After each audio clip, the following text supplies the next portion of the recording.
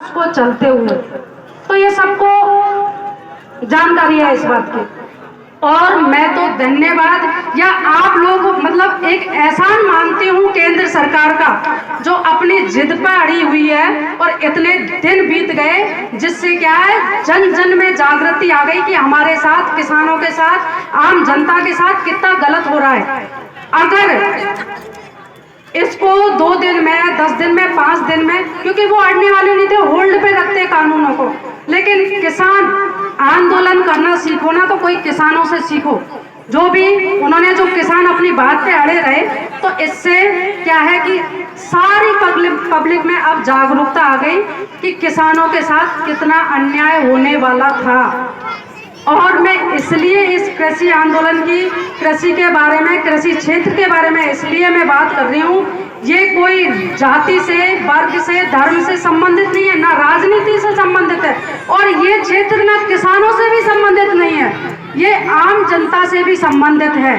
किसान तो इसमें परेशान होंगे, लेकिन ये सोचते हैं ना कि जो शहरों में रहते हैं कि हमारे ऊपर कोई असर नहीं होगा। नहीं, उनके ऊपर भी असर होगा, क्योंकि आज जो 25 रुपए किलो जो आटा ले रहे हैं, वो कल को उसको 3 गुना कीमत में मिलेगा उनको। तो मैं थोड़ा सा कृषि के बारे में, जो आंदोलन, ये जो कानून लाए हैं, इनके बारे में मैं थोड़ा सा, मुझे मौका मिला है तो मैं आप लोगों को बताऊं कि थोड़ा सा बैकग्राउंड में आप लोगों को क्लियर कर दूं कि किसानों के साथ तो देखो कभी अच्छा हुआ ही नहीं था। पहले जरूर जब किसान आज़ादी से पहले कमाता था, बहुत अच्छी पैदावार भी होती थी, क्योंकि कृषि प्रधान देश है हमारा। लेकिन जब आज़ादी के बाद ब्रिटिशियन चले गए थे, तो हमको पूरी तरीके से बर्बाद करके चले गए थे वो।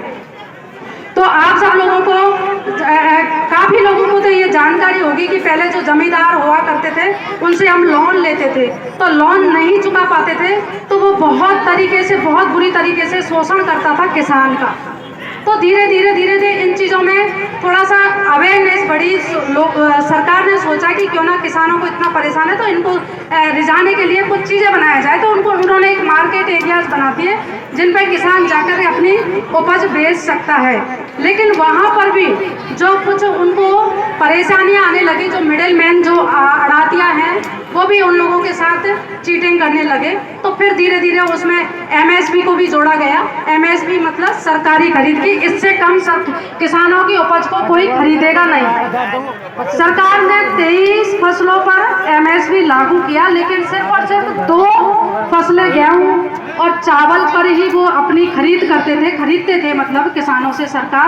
जो भी 3 स्टेट में, हरियाणा, पंजाब और यूपी में, यहाँ के लोगों को तो उसका फायदा आज भी नहीं मिल रहा है। तो हम चाहते हैं, हमारी जिम्मेदारी बनती है कि यहाँ के भी किसान उन चीज़ों का फायदा उठाएं, और आप लोग जागरूक हो। आप लोगों का कोई फायदा नहीं होगा, मतलब 70 साल से ज़्यादा हो गए हम लोगों को आज़ाद हुए। अगर इन चीज़ों का, इन किसान बिलों का अगर विरोध नहीं कर पाए, आज भी हम नहीं कर पाए, तो कोई मतलब ही नहीं है हम लोगों का पढ़े लिखे होने का।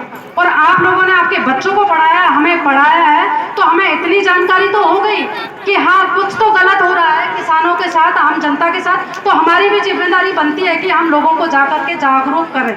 तो अभी जो ये पहले वाला 3 सेलिंग ऑप्शन मैंने बता दिया आप लोगों को कि पहले एक तो लोकल मार्केट में बेच देता था किसान फसल को जाकर, और लोकल मार्केट से विलेज एग्रीगेटर से ले लेते, उसके बाद एपीएमसी मंडी होती थी, और उसके बाद एमएसपी पर अपनी किसान फसल बेचता था। अभी जो कानून लाए हैं, मैं थोड़ा शॉर्ट में बता देती हूँ। तो उसमें क्या होने वाला है कि हम लोगों को बेवकूफ़ बनाया जा रहा है, किसानों को, कि हम लोग पहले कानून के तहत कि एक वन नेशन वन मार्केट, कि भाई पूरी जगह एक ही मार्केट होगा, किसान कहीं जा करके अपनी खेती फसल को बेच सकता है। लेकिन नहीं, आप पढ़ोगे ढंग से तो आपको पता चलेगा कि किसान पर कभी कोई रिस्ट्रिक्शन तो था ही नहीं, वो अपनी फसल कहीं भी जाके बेच सकता था।